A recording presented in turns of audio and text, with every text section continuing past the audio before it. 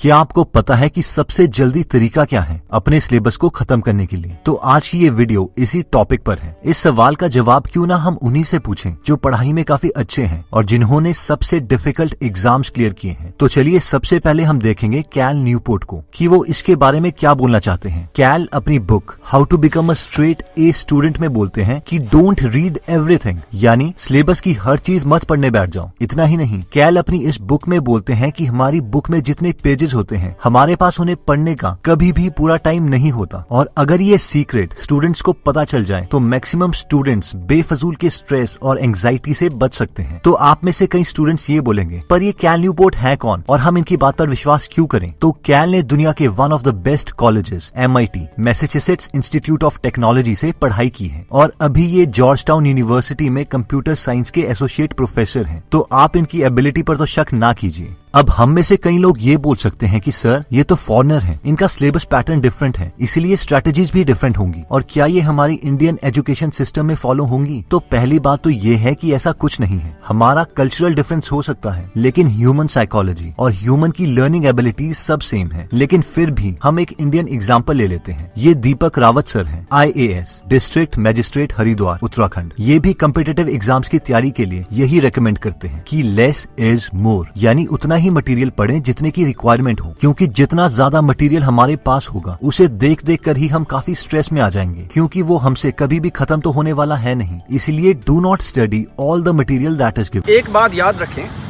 कि less is more.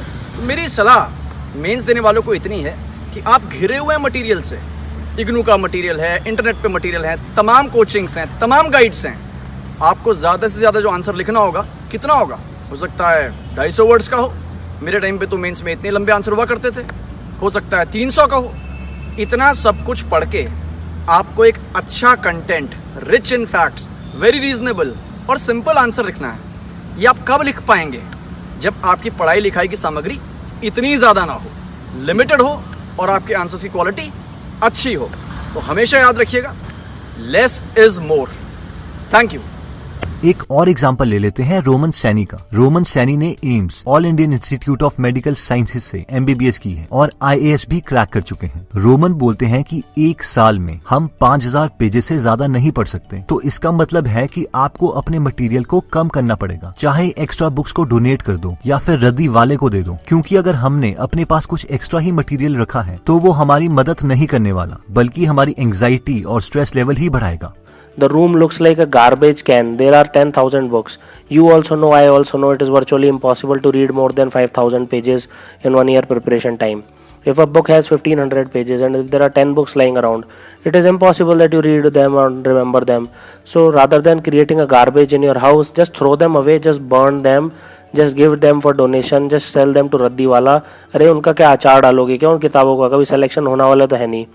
इतनी सारी किताबें रख के क्या करोगे? इससे पहले कि हम देखें कि हमने कौन से सिलेबस का पोर्शन को पढ़ना है और कौन से सिलेबस के पोर्शन को छोड़ना है, पहले हम इस बात को डिटेल में समझ लेते हैं कि why covering less syllabus will give you more marks. Actually reality में सिर्फ लेस सिलेबस ही आपको ज्यादा मार्क्स नहीं दिला सकता, बल्कि लेस एफर्ट भी आपको ज्यादा आउटपुट दिलवा सकता है। इसको अच्छे से समझने के लिए हम इस प्रिंसिपल को समझ लेते हैं जिसे 80-20 प्रिंसिपल कहा जाता है या फिर परेटोज प्रिंसिपल, यानी कम एफर्ट लगा के ज्यादा कैसे अचीव करें। तो क्या है ये 80-20 रूल जिसकी तरफ सब इशारा कर रहे हैं? एक्चुअली ये 100 साल से भी पहले यानी 1897 में एक आदमी था जिनका नाम था विल्फ्रेडो परेटो, जो कि इटालियन इकोनॉमिस्ट थे। वो इंग्लैंड में वेल्थ डिस्ट्रीब्यूशन यानी किसके पास कितने पैसे हैं उसे स्टडी कर रहे थे, और उन्होंने नोटिस किया कि 80% पैसा और जमीन 20% लोगों के पास है, और उन्हें लगा वाओ ये तो बहुत अमेजिंग पैटर्न है। फिर बाद में जब उन्होंने इसी प्रिंसिपल को और फील्ड में देखना शुरू किया तो उन्हें पता चला कि ये प्रिंसिपल तो हर जगह फॉलो होता है, यानी कम चीजें करके भी आप ज्यादा अचीव कर सकते हैं। जैसे 20% मूवीज बॉक्स ऑफिस में 80% कमाई करती हैं। आप 80% टाइम अपने 20% कपड़े पहनते हैं, 80% लोगों को डिक्शनरी के सिर्फ 20% शब्द आते हैं और एक्चुअली में यही रिक्वायर्ड है। 20% क्रिमिनल्स 80% क्राइम करते हैं। दुकान में पड़े हुए 20% प्रोडक्ट्स ही 80% सेल्स करवाते हैं। 20% कार ड्राइवर्स की वजह से ही 80% एक्सीडेंट्स होते हैं। 20% स्टूडेंट्स ही 80% एग्जाम्स क्लियर करते हैं और हम अपना 80% टाइम अपने 20% दोस्तों के साथ ही गुजारते हैं। इन शॉर्ट, आप कोई भी फील्ड ले लो, चाहे वो आपकी स्टडीज हो या फिर आपकी पर्सनल लाइफ, मेजॉरिटी ऑफ चीजें आपकी माइनॉरिटी ऑफ एक्शंस पर डिपेंड करती हैं। अगर हम इसी प्रिंसिपल को किसी और एंगल से देखें तो हम कह सकते हैं कि हर चीज इक्वली मैटर नहीं करती। इसी प्रिंसिपल को द वन थिंग बुक में भी बताया गया है। ये एक सबसे बड़ा झूठ है जो हमें बचपन से बता दिया जाता है कि हर चीज बराबर है। कुछ भी बराबर नहीं है। क्या आपका मूवी देखने का डिसीजन या फिर बीमार पेरेंट्स का ध्यान रखने का डिसीजन बराबर है?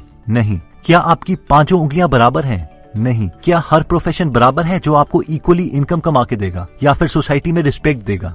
नहीं। क्या आपके हर टीचर की क्वालिफिकेशन बराबर है और उनके पढ़ाने का स्टाइल बराबर है? नहीं।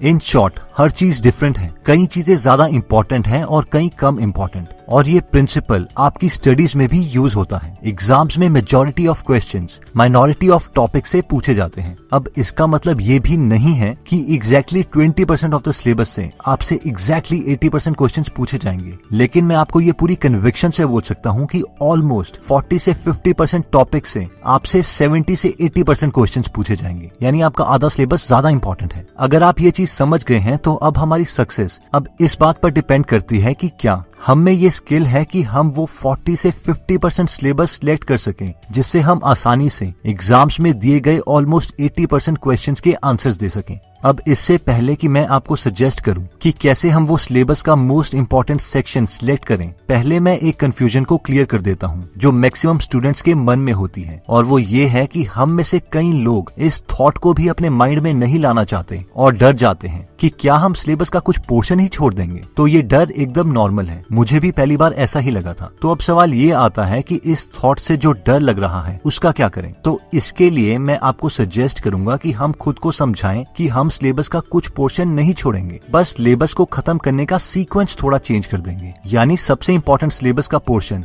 सबसे पहले खत्म करेंगे और उसके बाद rest of the syllabus. In short, सिर्फ लर्निंग सीक्वेंस चेंज करना है, कुछ छोड़ना नहीं है। तो अब नेक्स्ट आता है कि सिलेबस का सबसे इंपॉर्टेंट सेक्शन कैसे सिलेक्ट करें। वैसे तो ये स्किल प्रैक्टिस के साथ आती है। जितनी ज्यादा आप क्लासेस अटेंड करते हैं, जितने ज्यादा आप टेस्ट्स देते हैं, उससे ही आप में ये स्किल आती है कि इंपॉर्टेंट क्या है। फिर भी कुछ जनरल टिप्स हैं जिन्हें यूज करके आप अपनी बुक्स का सबसे इंपॉर्टेंट पोर्शन ढूंढ सकते हो। तो सबसे पहली टिप आती है कि सिर्फ सिलेबस पर कंसंट्रेट करो। अगर आप बोर्ड एग्जाम्स या किसी कॉम्पिटिटिव एग्जाम्स की तैयारी कर रहे हैं तो कभी भी सिलेबस के बाहर के टॉपिक्स को कवर ना करें। अब हम में से कई लोग ये कहेंगे कि सर, हमने देखा है कि आउट ऑफ सिलेबस भी क्वेश्चंस पूछे जाते हैं। तो इसके लिए यही आंसर है कि अगर आते भी हैं तो हमने उस पोर्शन पर कंसंट्रेट करना है जहां से ज्यादा क्वेश्चंस पूछे जाते हैं, ना कि सिलेबस के उस पोर्शन पर जहां से 3 साल में एक बार कोई क्वेश्चन पूछा गया है। अगर हमने डिफाइंड सिलेबस को खत्म करने से पहले ही आउट ऑफ सिलेबस चीजें कर देते हैं तो वो एग्जाम पॉइंट ऑफ व्यू से कंप्लीटली यूजलेस है और हम अपने कॉम्पिटिटर से एग्जाम्स होने से पहले ही पीछे हो चुके हैं। नेक्स्ट टिप आती है कि लास्ट ईयर्स के क्वेश्चंस करें। ये सबसे बड़ा फीडबैक है जो आप ले सकते हो अपने एग्जाम्स का सबसे इंपॉर्टेंट पोर्शन ढूंढने के लिए।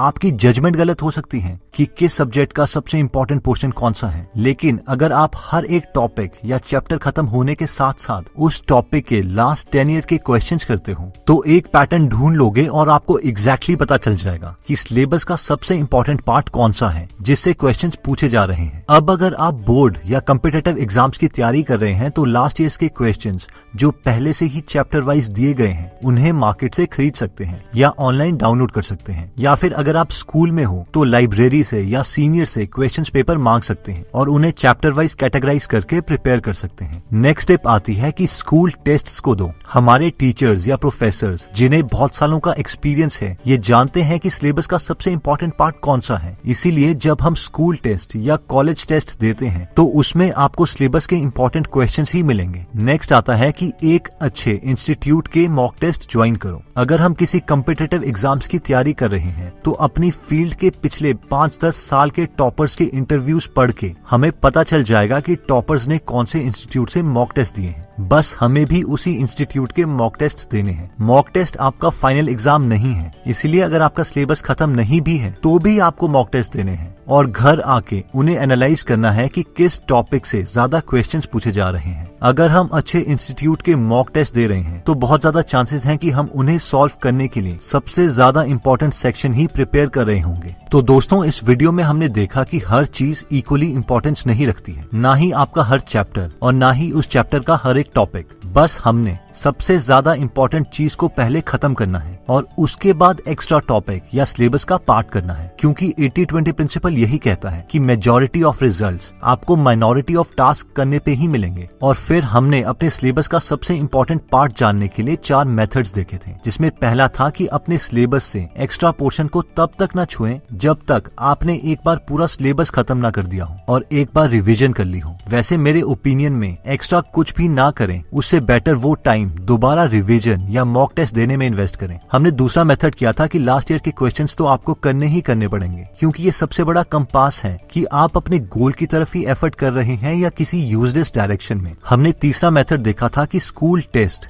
या इंस्टीट्यूट के कॉलेज टेस्ट देकर भी आपको आइडिया मिल जाता है कि सिलेबस का सबसे इंपॉर्टेंट पोर्शन कौन सा है। फोर्थ मेथड था कि आप लास्ट ईयर के टॉपर्स के इंटरव्यूज देखें और अगर किसी पर्टिकुलर इंस्टीट्यूट से काफी सारे टॉपर्स ने मॉक टेस्ट दिए हैं तो हमें भी उसी इंस्टीट्यूट के मॉक टेस्ट देने हैं। और मॉक टेस्ट देने के लिए हमें सिलेबस खत्म होने की वेट नहीं करनी है। और फाइनली, इस वीडियो का मकसद ये नहीं है कि आप अपना सिलेबस छोड़ दें, बल्कि ये है कि सबसे पहले उन कॉन्सेप्ट्स पर फोकस करें जिससे सबसे ज्यादा क्वेश्चंस पूछे जाते हैं। और एक बार अगर आप उस पोर्शन को खत्म कर देते हैं तब आप बाकी सिलेबस के पोर्शन या कॉन्सेप्ट्स पर फोकस कर सकते हैं। दोस्तों, अगर आप फ्री में हिंदी ऑडियो बुक समरीज सुनना चाहते हैं तो डिस्क्रिप्शन में दिए हुए लिंक पे जाके आप हमारी गीगल ऐप डाउनलोड कर सकते हैं। वहाँ पे आप फेमस बुक सुन सकते हैं, जैसे कि the miracle morning, you can and you will, how to make friends and influence people, E myth revisited, 0 to 1, Chanakya Niti, the one thing, power of habit, wings of fire, the monk who sold his Ferrari and many more. और हर हफ्ते इस app में हम एक नई audio book summary डालते हैं। दोस्तों, कमेंट सेक्शन में आप बता सकते हैं कि आप नेक्स्ट वीडियो किस टॉपिक पर चाहते हैं, ताकि हमें भी फीडबैक मिले और उसी टॉपिक्स को हम कवर करें। इस चैनल को जरूर सब्सक्राइब कर लीजिए और बेल का बटन दबा दीजिए ताकि आप ऐसी नॉलेजेबल वीडियोस कभी मिस ना करें। और इस वीडियो को लाइक जरूर कीजिएगा ताकि हमारा कॉन्फिडेंस बढ़े।